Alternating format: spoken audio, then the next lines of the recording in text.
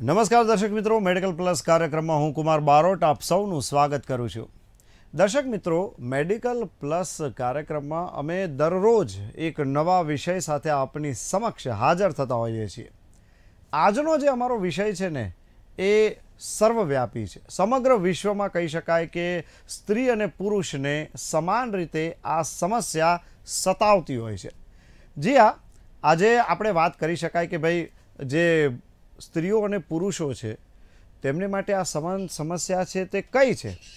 કારણ કે અત્યારે દરેક વ્યક્તિ પોતાના દેખાવ પ્રત્યે સભાન છે. કારણ કે દરેક વ્યક્તિને એવું હોય કે હું સારું દેખાવ, સુંદર દેખાવ. પરંતુ સ્ત્રી અને પુરુષમાં જો વાત કરીએ તો એક એવી કોમન વસ્તુ છે કે જેના પ્રત્યે સ્ત્રીઓ અને પુરુષો ખૂબ જ સભાન થયા છે અને તે છે તેમના વાળ. જે આ દર્શક મિત્રો, વાળનો જથ્થો યોગ્ય પ્રમાણમાં હોવો, વાળ કાળા હોવા જરૂરી છે, વાળની લંબાઈ છે તે પણ યોગ્ય હોવી જરૂરી છે. સ્ત્રી અને પુરુષ બંનેમાં આ વાળની સમસ્યા આપણને જોવા મળતી હોય છે. આજે આપણે આ વાળની સમસ્યા ઉપર જ ચર્ચા કરવાની છે.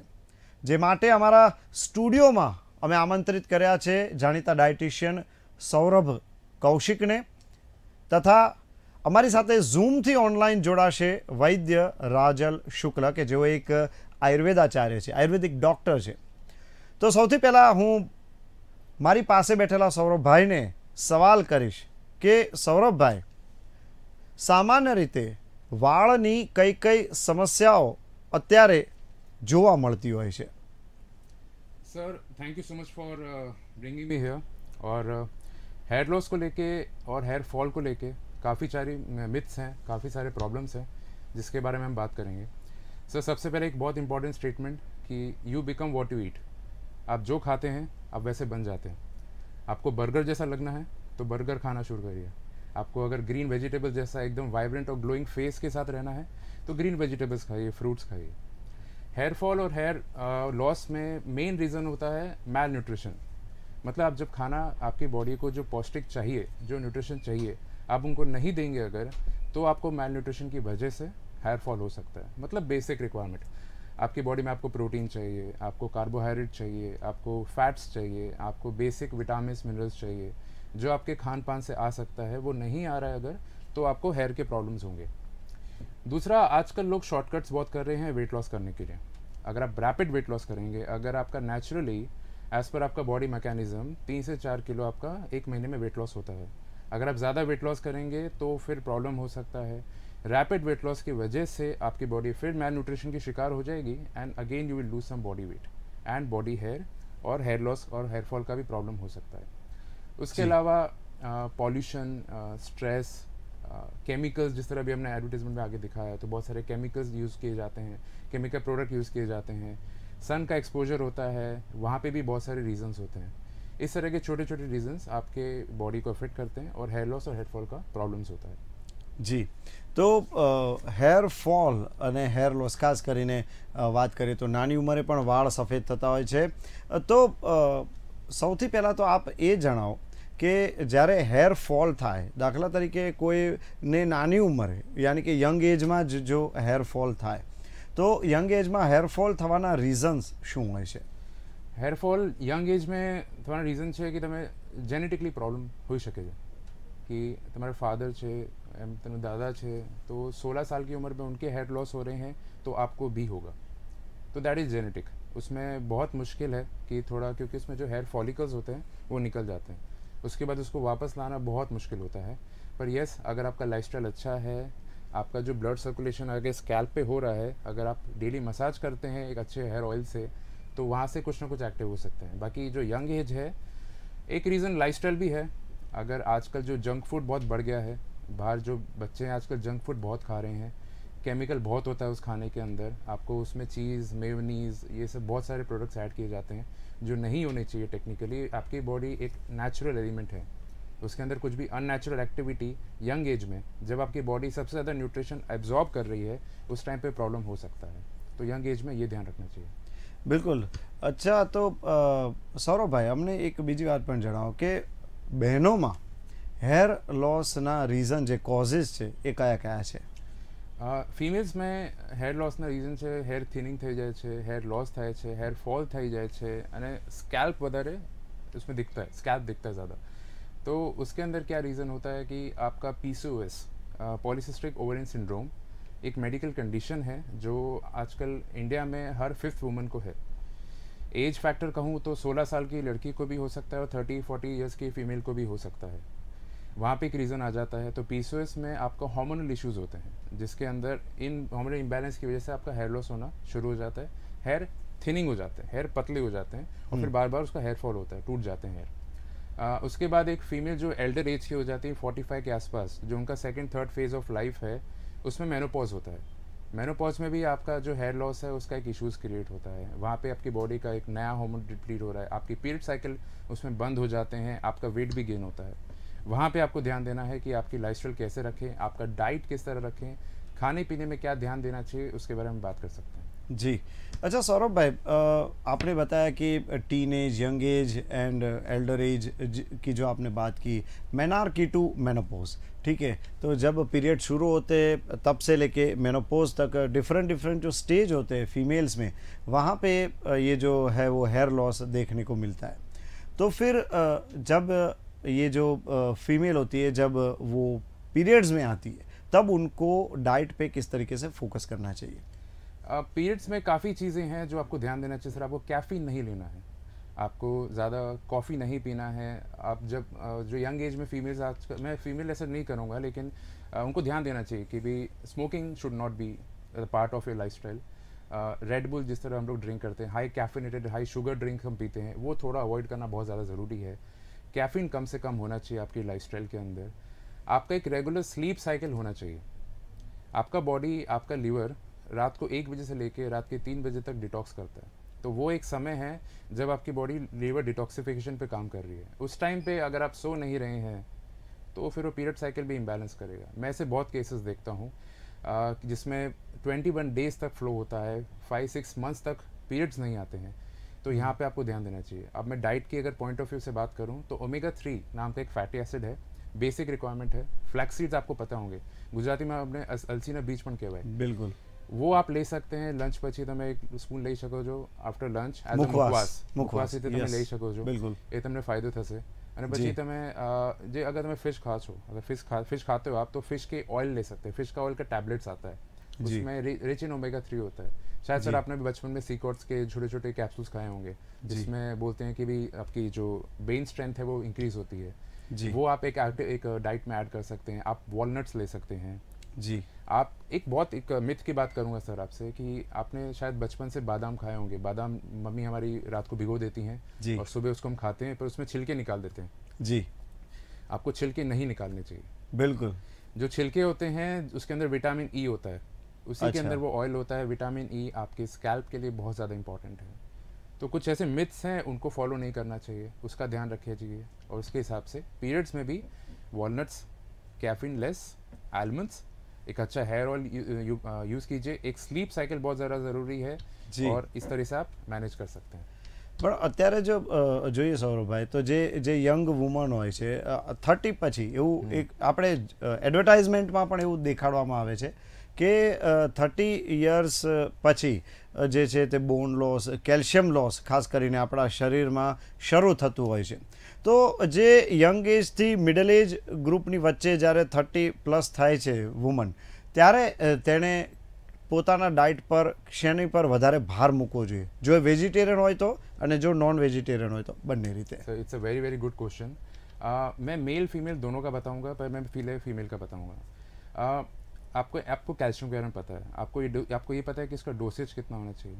हम कैल्शियम ले लेते हैं बट डोसेज नहीं पता होता जी। आफ्टर 50 एक सेकंड फेज ऑफ लाइफ होता है फीमेल के लिए, जिसमें आपको 1500 mg तक का कैल्शियम का रिक्वायरमेंट है जी। जब 30+ हो जाते हैं तो आपको 1000 mg ऑफ कैल्शियम का रिक्वायरमेंट है।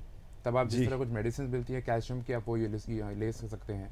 फिर कैल्शियम के साथ आपको D3 लेना बहुत इंपॉर्टेंट है जी। अब D3 किस में आता है? D3 आता है मिल्क में आता है, D3 आपके योगर्ट में आता है, जब दही लेते हैं उसमें D3 आता है। अगर कैल्शियम और D3 का कॉम्बिनेशन है, उससे आपका बोन स्ट्रेंथ बढ़ेगा जी। आपको ऑटो इम्यून सिस्टम के बारे में थोड़ा सा मैं बताना चाहूँगा कि ऑटो इम्यून सिस्टम ये चीज़ है जो आपकी बॉडी को नेचुरली इम्यून करती है।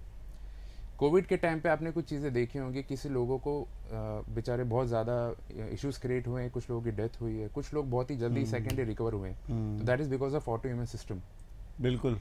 सो that is because of the diet that they are taking, that is because of the जी। Lifestyle that they are in, जी, जिसमें जी। वो ध्यान दे रहे हैं, जिसकी वजह से वो कर रहे हैं। फीमेल्स के लिए अगेन कैल्शियम आप ले रहे हैं तो रागी आपकी डाइट में बहुत इंपॉर्टेंट है।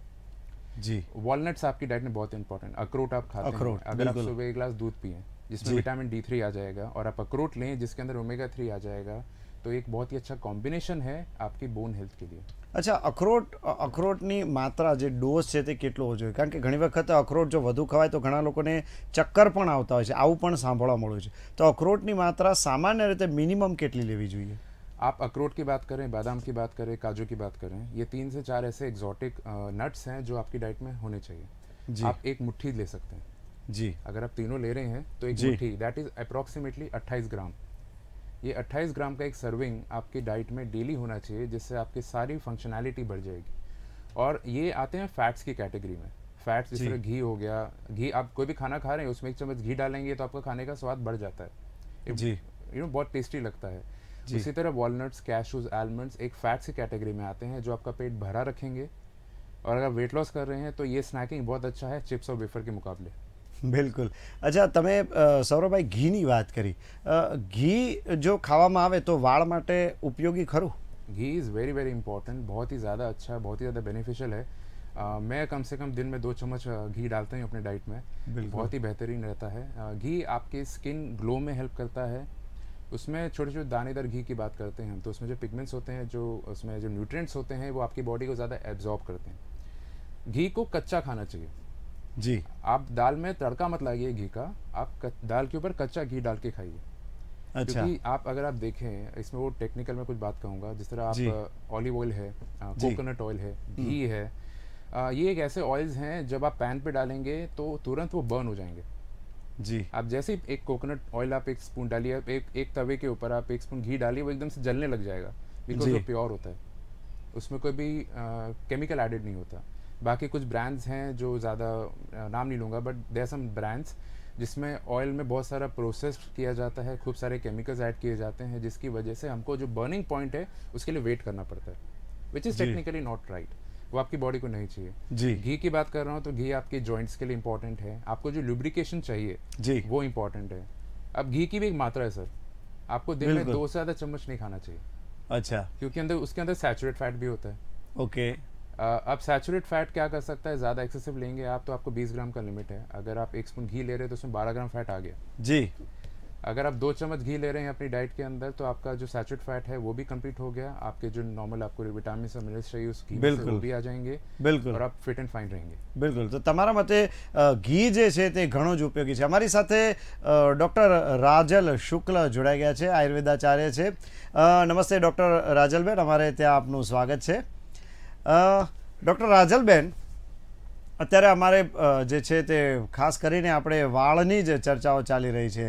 આયુર્વેદમાં ખાસ કરીને જો વાત કરીએ તો વાળના કેવા પ્રોબ્લેમ્સ લઈને સ્ત્રી અને પુરુષો તમારી પાસે આવતા હોય છે?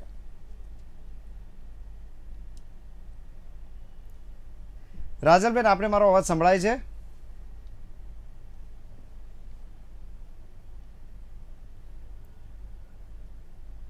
કદાચ કનેક્ટ નથી થઈ શકતા રાજલબેન। તો બિલકુલ, તો વાત કરીએ તો અહીં જે આપણે વાત ચાલી રહી છે, બહુ જ સુંદર રીતે સૌરભભાઈ આપણને બધું સમજાવ્યું કે ઘી પણ ખરેખર ખૂબ જ જરૂરી છે। ઘી સામાન્ય રીતે વાત કરીએ તો દાળ અને શાકમાં ઉપરથી લઈએ તો વધારે સારું, તેને વઘારમાં વાપરવા કરતાં। તો અત્યારે જો આપણે વાત કરીએ તો જો કહી શકાય તો સૌરભભાઈને હું अन्य પણ એક પ્રશ્ન કરવા માગીશ કે ખાસ કરીને બહેનોમાં અત્યારે થાઇરોઇડનો પ્રોબ્લેમ પણ બહુ જ જોવા મળતો હોય છે। તો થાઇરોઇડનો જે પ્રોબ્લેમ જોવા મળે છે તેમાં હાઇપોથાઇરોઇડિઝમ, કે જેમાં બહેનોનું સ્ટ્રેસ લેવલ પણ જોવા મળતું હોય છે, અને તેની સાથે સાથે જો વાત કરીએ તો બહેનોમાં થાઇરોઇડને લીધે વાળ પણ ખરતા હોય છે, હેર ફોલિંગ પણ હાઇપોથાઇરોઇડિઝમને લીધે થતું હોય છે। તો આપ એ જણાવો કે જે થાઇરોઇડનો પ્રોબ્લેમ છે તેમાં ડાયટ ઉપર કેવો ભાર મૂકવો જોઈએ? सर मैं आपके नॉलेज की बहुत ज़्यादा दाद दूंगा कि आपको हाइपोथायराइडिज्म पता है, सो that is very good and amazing. Sir thyroid की बात करूँ तो अगर कुछ डाइट्स में बहुत ज़्यादा इंपॉर्टेंट है और ऑटो इम्यून सिस्टम का ही एक पार्ट है थायराइड। थायराइड के अंदर कुछ डाइट में पॉइंट्स है, जिस तरह आपको ग्लूटेन थोड़ा कम खाना चाहिए। ग्लूटेन मतलब रोटी की आइटम, अच्छा, रोटी हुआ, फाड़े की खिचड़ी हुई, ये सब थोड़ा सा कम रखिए। जी। हम अभी आजकल सिर्फ एक अनाज पे लिमिटेड है अपने आप को। आप किसी जी। भी नॉर्मल आदमी को पूछे आप खाना क्या खाते हैं, जी। तो कहें कि मैं रोटी सब्जी, रोटी साग, दाल भात, दाल भात शाक रोटली, बिल्कुल बिल्कुल। उसके अलावा कुछ है नहीं। अगर आप सदर्न पार्ट ऑफ गुजरात जाएंगे तो वहाँ पे आपको बाजरा खाने को मिलेगा, बिल्कुल क्योंकि वो राजस्थान से ऑलमोस्ट टच्ड है। तो जी। वहाँ पे आप जाएंगे तो आपको खाने को मिलेगा। तो हम अभी एक ग्रेन पे अटके हुए हैं। आप ओट्स आपकी डाइट में रख सकते हैं जो ग्लूटेन फ्री है। ओके, आप किनवा डाइट में रख सकते हैं जो ग्लूटेन फ्री है। आप रागी ले सकते हैं जो ग्लूटेन फ्री है। जी चावल ले सकते हैं जो ग्लूटेन फ्री है। अभी बैठे बैठे मैंने आपको 3 से 4 अनाज गिना दिए हैं, ये आपकी डाइट में डेली होना चाहिए। बिल्कुल। तो हाँ जी जी प्लीज Sorry. कंटिन्यू। तुलसी बहुत अच्छा हेल्प करता है। जी तुलसी के पौधे होते हैं, हमारे घर में लगाए जाते हैं, बहुत ही अच्छा। अच्छा एंटीऑक्सीडेंट और पॉजिटिविटी हमारे घर को पहुंचाता है, तो आपके शरीर को भी पहुंचाएगा। बिल्कुल। तो तुलसी जे हाइपोथायरॉइडिज्म છે તેમાં પણ ઉપયોગી છે, તો तुलसीवाળી ચા તો सामान्य રીતે લોકો રહેતા હોય છે, ડાયટમાં तुलसीનો બીજી કઈ રીતે ઉપયોગ થઈ શકે? आप तुलसी को दो तुलसी के पत्ते सुबह सुबह जी। कच्चे हल्के से अपने मुंह में चबाइए और ऊपर जी। से एक गिलास मटके का पानी पीजिए, अच्छा घड़े का पानी, जी। Which will give you more positivity into your life. तो फ्रीजનું પાણી અવોઇડ કરવું જોઈએ? ફ્રીજનું પાણી ક્યાંય હેર ફોલમાં ડિસ્ટર્બન્સ ઊભું કરે છે? फ्रिज का पानी हेयर फॉल में भी डिस्टर्बेंस करता है और वेट में भी डिस्टर्बेंस करता है और जी। कैंसर भी कर सकता है। जी बिल्कुल। तो જે વેટ છે તેને સીધો સંબંધ છે હેર લોસ સાથે? बिल्कुल है सर। जी अपने वेट गेन की बात करिए तो ऑब्वियसली आपकी बॉडी फिजिकल एक्टिविटी करने के लिए बनी है। जी हमारे पूर्वज की बात करें तो वो खेत में जाके खेत जोते थे, वहाँ पे मेहनत करते थे, घर पे आके सो जाते थे। हम वही बाजरा खा के, वही रोटी सब्जी खा के एसी में जाके काम करते हैं। जी तो फिजिकल एक्टिविटी ना होने की वजह से आजकल वेट गेन बहुत बढ़ रहा है। जी डेडिकेशन और कंसिस्टेंसी नाम की हो चुकी है कि लोग ध्यान नहीं देते हैं। अगर आपका नेचुरल एक्टिविटी, आपकी जो बॉडी बनी है, जी अगर आप गाय को देखिए तो गाय से वेजिटेरियन फूड खाते हैं, बिल्कुल राइट? तो उसी तरह जिस तरह दूसरे जानवर है जो उसकी तरह बने हैं वही वो फूड खाते हैं। उसी जी। तरह हम जब है इंसान है तो हमको जो फूड हमको दिया गया वही खाना चाहिए। आप अगर प्रोसेस फूड खाएंगे जी जो आपकी बॉडी के लिए नहीं बना है, जो अननेचुरल है, जो ज़्यादा जी। प्रोसेस है, जिस तरह cheese is very process food, जी रिफाइंड फ्लावर मतलब जिसको मैदा कहते हैं, वो जी। प्रोसेस फूड है, वो गॉड मेड नहीं है, वो जी। मैन मेड प्रोडक्ट है। जी। उसको थोड़ा अवॉइड करना चाहिए आपको, जी जिससे आपका अगर वेट अगर गेन हो रहा है तो आप वो अवॉइड करेंगे तो अननेचुरल एक्टिविटी नहीं होगी बॉडी में and you will be fit and fine. Your skin, your hair, your nails, जी सब कुछ फिट रहेगा। एक अच्छी खासी फिट पर्सनालिटी के साथ आप घूम सकते हैं। બિલકુલ બિલકુલ। તમે ખરેખર ખૂબ જ સુંદર માહિતી આપી। છેલ્લે અમારા દર્શક મિત્રો માટે કોઈ સંદેશ, મેસેજ? आई वॉन्ट यू कि अपने आप को मिनिमम कोई ना कोई फिजिकल एक्टिविटी में रखिए। कुछ नहीं तो सुबह एक मॉर्निंग वॉक पे जाइए। जी अपने आप को इतना पुश कीजिए जो आप कभी नहीं कर सकते। You want to look the best version of yourself, तो अपना एक बेस्ट वर्जन के लिए उस तरह के बेस्ट काम कीजिए। जी बिल्कुल। રાજલબેન પણ આપણી સાથે જોડાઈ ગયા છે। રાજલબેન, અવાજ સંભળાય છે મારો? જી રાજલબેન, કદાચ ટેકનિકલ કારણોસર આપ અમારી સાથે મોડા જોડાઈ શક્યા। તમે આટલા વર્ષોથી વાળની અને સ્કિનની ટ્રીટમેન્ટ કરો છો, આપનો બહોળો અનુભવ છે। તમે અમારા દર્શક મિત્રોને જે વાળને લગતી જે સમસ્યાઓ છે તેમાં ખરેખર તેમને કેવી કાળજી રાખવી જોઈએ તે સમજાવો। જી, પેલા તો છે ને રોજિંદા જીવનમાં વાળની કાળજીમાં એવું છે કે પહેલા તો વાળ ઓળવાની પદ્ધતિ સારી રાખવી જોઈએ। એટલે કે જે કાસ્કાની પસંદગી છે એ સારી રાખવી જોઈએ। થોડા જી। પોળા જે દાંતાવાળા કાસ્કાનો યુઝ કરવો જોઈએ। જી વાળ ઓળવા જોઈએ। મોટા જી। ભાગે બાળકોમાં એવું જોવા મળે છે અને મેલ ચાઇલ્ડમાં ખાસ કરીને હાથથી વાળ આમ સવારીને પછી નીકળી જતા જોવા મળે છે। એટલે કાસ્કાથી વાળ ઓળવા બહુ અગત્યની વસ્તુ છે। બહુ જ તડકો હોય તો ખુલ્લામાંથી બહાર ના જવું એ પણ બહુ જરૂરી છે। તેલ નાખ્યા વગર અથવા તો કોઈ પણ જેલ નાખ્યા વગર વાળને ધોવા નહીં, એ પણ બહુ જરૂરી છે. કારણ કે વાળનું જે ઉપરનું જે સ્કેલ્સ છે એ સ્કેલ્સ માં જો તેલ લગાવેલું ના હોય તો શેમ્પૂની જે એસિડિક અસર છે એ વધારે જોવા મળતી હોય. એટલે પહેલાના જમાનામાં તેલ વધારે રાખતા, પણ હવે તેલ નાખવાની સિસ્ટમ ઓછી થઈ ગઈ છે. બિલકુલ. તો હવે આપણે એને તેલ પણ મેલા માથામાં તેલ પણ ના નાખવું જોઈએ. આપણે જનરલી બહેનો એવું કરતી જોવા મળે છે કે ધોવાનું હોય ને આગલા દિવસે તેલ નાખે, તો વાળ મેલા હોય અને એમાં તમે તેલ નાખો તો ફંગલ ઇન્ફેક્શન અને બીજા ડિઝીઝ થવાના, સ્કેલ્પ ડિઝીઝ થવાના ચાન્સીસ વધારે રહે છે. બિલકુલ. એટલે એવું ના કરવું જોઈએ. વાળને અંતરે એટલે કે અઠવાડિયામાં 2 વખત કે અઠવાડિયામાં 3 વખત વોશ કરવા જોઈએ.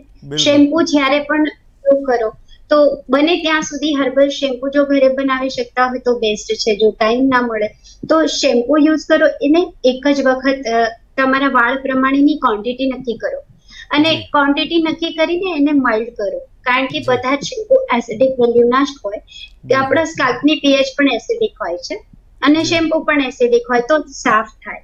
પણ એને ડાયલ્યુટ કરો અને પછી એને વાળમાં એટલે પાણી નાખી અને ડાયલ્યુટ કરીને પછી વાળમાં શેમ્પુ કરો. બિલકુલ. તો સીધું શેમ્પુ નથી લગાવાતું. જી સીધું શેમ્પુ ના લગાવો.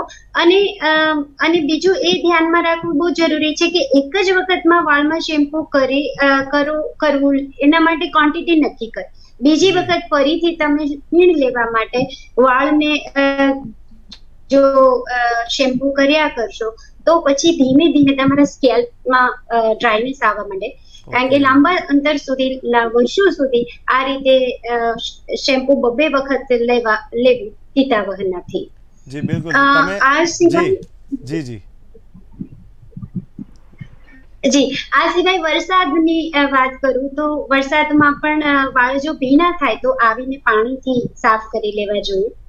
જો ક્ષારવાળું બહુ પાણી આવતું હોય એના લીધે હેર ડ્રાય થઈ જતા હોય તો આરઓનું પાણી છેલ્લે નાખી દેવું. જેથી કરીને લાંબા વાળ હોય તો આરઓનું પાણી કેવી રીતે લેવું, તો પછી છેલ્લે જે વોશ કરો ને જે છેલ્લે પાણી હોય એ આરઓનું નાખી દેવું જોઈએ. પણ જેલ કે ઓઇલ વગર હેર વોશ ના કરવા જોઈએ. આપણે તેવી સિસ્ટમ છે કે હેલ્મેટ પહેરીને જાય ને તો હેલ્મેટની અંદરની બાજુ જે છે ને એ હંમેશા મેલી હોય છે. એટલે હેલ્મેટ જો વોશ થઈ શકે એવી લેવી, અથવા તો હેલ્મેટને વારંવાર વોશ કરવી, અથવા તો આપણો હેન્કરચીફ છે એને હેલ્મેટની અંદર લગાડી દેવો અને પછી હેલ્મેટ પહેરવી, જેથી હેલ્મેટની અંદરની જે ગંદકી છે એ ના આવે. પ્લસ એક જ હેલ્મેટ 4-5 જણ યુઝ કરતા જોવા મળે, ખાસ કરીને ફ્રેન્ડ્સ બહુ જેવું થતું હોય તો એકના સ્કાલ્પ ડિઝીઝ બીજામાં પ્રવેશવાના ચાન્સીસ પણ વધારે હોય. તો આ બાબતનું રોજિંદા જીવનમાં ખૂબ જ ધ્યાન રાખવું જોઈએ. આપણા ધ્યાનમાં નથી આવતું પણ એ પણ મેટર કરતું હોય છે. બિલકુલ. બિલકુલ. જી રાજલબેન, આપ ભલે મોડા જોડાયા પણ ટેકનિકલી તમે ખરેખર જે માહિતી આપી બહુ ખૂબ જ જાણવા જેવી હતી, બહુ જ ઇન્ફોર્મેટિવ હતી. શેમ્પૂનો યુઝ કેવી રીતે કરવો, તેલનો યુઝ કેવી રીતે કરવો, મેલા વાળ હોય તો શું કરવું, આજે આખી જે ઝીણી વાતો હોય છે ને, આવી ઝીણી વાતો જ આપણા જીવનમાં ઘણી જ ઉપયોગી નીવડતી હોય છે. તો ડૉક્ટર રાજલબેન અને સૌરભભાઈ, તમે અમારી સાથે જોડાયા તે બદલ અમે આપના ખૂબ ખૂબ આભારી છીએ. તો જોયું ને દર્શક મિત્રો, આજે આપણે મેડિકલ પ્લસ કાર્યક્રમમાં જે કહી શકાય કે વાળની સમસ્યાઓ ઉપર આપણે ચર્ચા કરી અને વાળની જીવનમાં પર આપણે એક્સપર્ટ્સના ઓપિનિયન પણ જાણ્યા. તો બિલકુલ તમે આ જે ઓપિનિયન જાણ્યા, તેમના જે સુઝાવો હતા તેને તમારે જીવનમાં ઉતારશો અને ચોક્કસથી તમારા વાળની જે સમસ્યા છે તેનાથી તમે દૂર થશો. તો આજે મેડિકલ પ્લસ કાર્યક્રમમાં બસ આટલું જ. વધુ મળીશું એક નવા વિષય સાથે. ત્યાં સુધી રજા આપશો. નમસ્કાર.